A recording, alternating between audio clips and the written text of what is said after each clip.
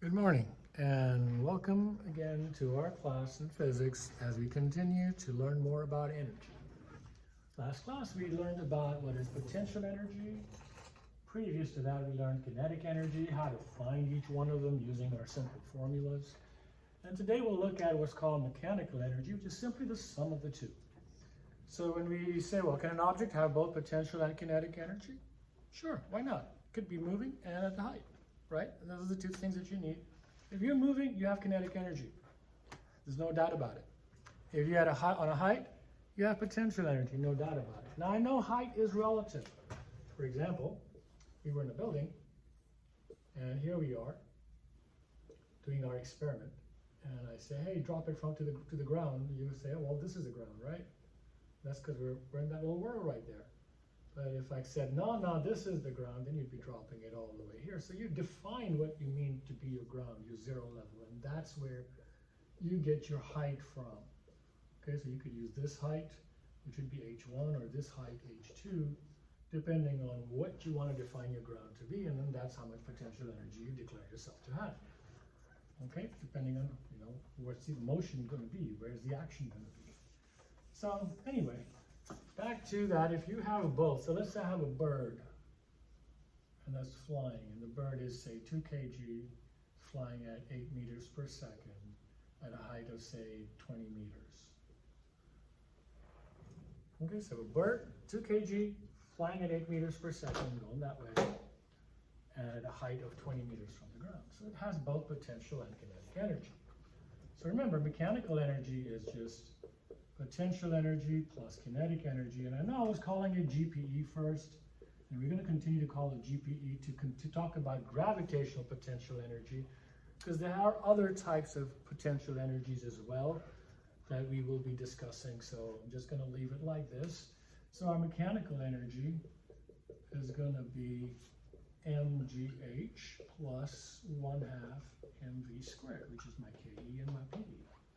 And I just plug it all in. That's 2 times 9.8 times 20 plus 0.5. And I like to replace the half with the 0.5. It makes it easier in your calculators and everywhere else. Times 2 times 8 squared.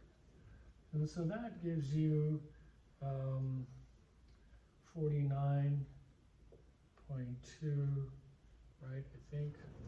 Let's see. Calculator.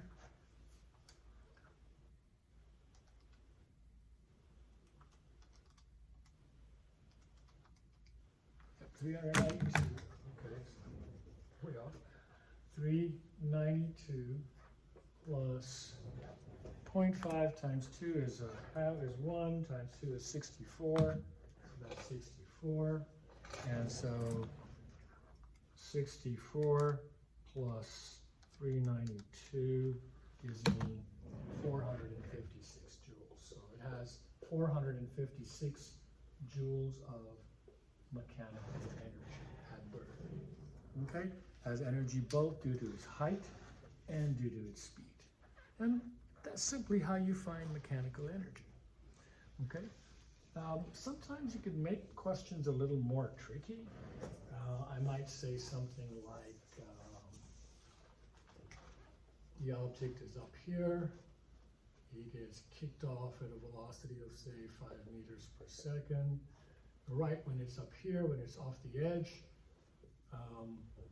if I say I kicked this object off at 5 meters per second and it had a mass of 1 kg and it was 80 joules, what is the height of this if the mechanical energy is 80 joules? What would be the height of this thing? And so you say, well, okay, I know my mechanical energy is made up of PE plus KE, and I know my KE is 1/2 times 1 times 5 squared, which is 25 divided by 2, or 12.5 joules. That's my KE, and so my PE must be 80 minus 12.5 joules, because ME is KE plus PE. And so that would be what, 67.5 joules. So I know that my PE must be 67.5 joules because PE plus KE must equal me. So now that I know my PE is 67.5 joules and PE is mGh, so PE, so 67.5 must equal to mGh. So 67.5 must equal to 1 times 9.8 times h. So h must be 67.5 divided by 9.8, which is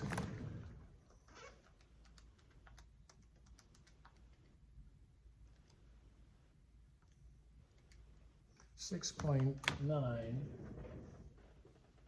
meters.